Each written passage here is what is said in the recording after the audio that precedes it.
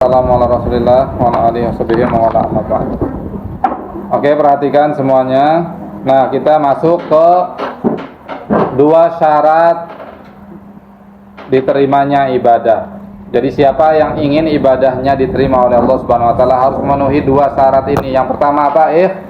Ikhlas karena Allah Subhanahu wa taala. Jadi setiap kita menjalankan ibadah maka harus ikhlas karena Allah Subhanahu wa taala. Jadi motivasi kita menjalankan ibadah adalah karena ingin mendapatkan pahala dari Allah Subhanahu wa taala.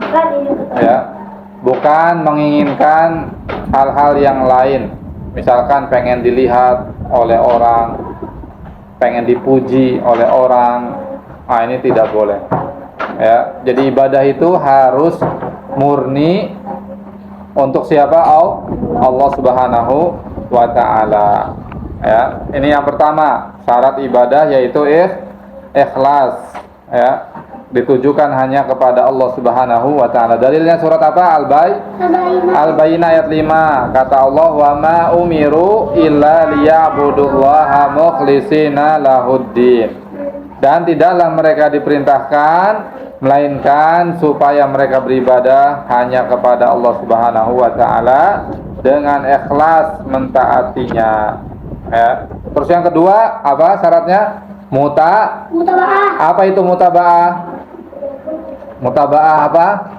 Apa mutaba'ah? Itu Mengikuti tuntunan Nabi Shallallahu Alaihi Wasallam. Jadi ketika kita menjalankan ibadah, maka kita jalankan ibadah tersebut sesuai dengan tuntunan dari Nabi Shallallahu Alaihi Wasallam. Jadi caranya kita mengikuti cara beliau, bukan caranya Pak RT, bukan caranya Pak RW, bukan caranya Pak Gubernur, Pak Presiden, ya, tapi mengikuti caranya siapa? Rasulullah Shallallahu Alaihi Wasallam.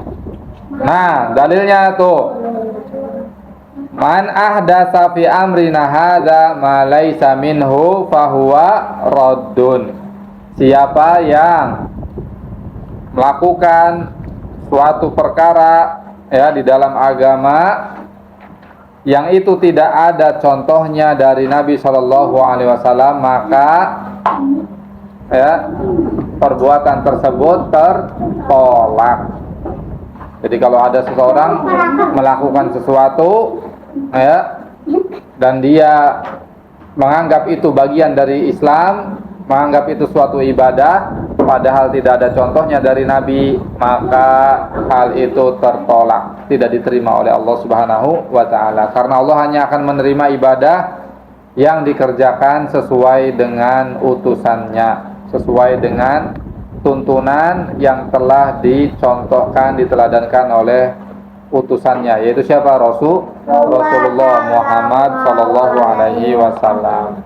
Dan dalil yang lainnya, man amila amalan laisa alaihi amruna fahuwa raddun. Siapa yang mengerjakan satu amalan ya yang itu tidak ada perintahnya dari Nabi Shallallahu alaihi wasallam, maka amalan tersebut tertolak. Jadi dalam kita mengerjakan suatu amalan, ya amal ibadah, amal soleh, maka harus kita perhatikan dulu. Ya ini ada contoh, ada perintahnya tidak dari Nabi Shallallahu Alaihi Wasallam. Kalau ada kita kerjakan, kalau tidak ada ya sudah. Ya tidak perlu kita repot-repot melakukan sesuatu ya yang tidak ada manfaat dan faedahnya. Justru akan ditolak oleh Allah Subhanahu wa taala. Kita bersusah payah mengeluarkan harta, mengeluarkan energi untuk menjalankan suatu ibadah, suatu amalan yang kita anggap itu adalah bagian dari agama Islam, tapi ternyata tidak pernah ada contohnya dari Nabi Shallallahu alaihi wasallam, maka itu akan ditolak oleh Allah Subhanahu wa taala.